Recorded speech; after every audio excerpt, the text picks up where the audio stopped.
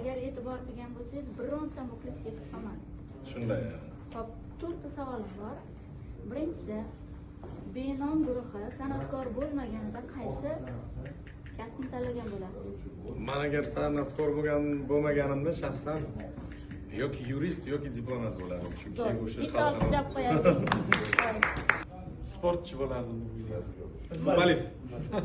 Futboldan shunday tortib olib kelganman. Agar ayni daqiqalarda uzr so'rash imkoniyati bo'lsa, kimlardan uzr so'ragan bo'lardingiz? Juda ko'pchilikdan, uni har bittasini hozir aytsam sig'masa kerak, lekin juda ko'pchilikdan uzr so'rardim. Kimda kim mana shuni ko'rib, mendan dili ranjigan bo'lsa, men uzr so'rayman. Xuddi shunday men ham. Bugungi konsertingizdan ko'nglingiz to'ldimi? Bugun konsertimizdan ko'nglimiz 97% ga to'ldi, 100% emas. Ikkinchi, uchinchi kundagi konsertlar zo'r bo'ldi.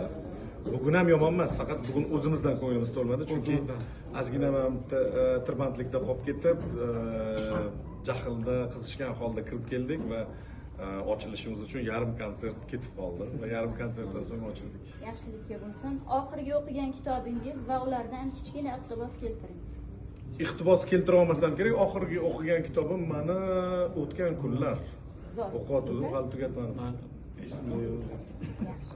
Oxirgi savolimiz, kelajak avlodlar Benom guruhini 3 so'z bilan ta'riflashganda qanday so'zlar bilan ta'riflashgan bo'lar edi? Samimiy, mehnatkash, iqtidor. Zo'r. Bu sizniki. Benom guruhi haqiqatan ham muxlislarini chindan sevgan degan bir fikr bo'lishini xohlagan bo'lardim. 3 so'z bilan emas, umuman bitta fikr bilan. Ya'ni Benom guruhi va muxlislari orasidagi muhabbat взаимный bo'lganligini bo'lgan deyishligini xohlagan bo'lardim.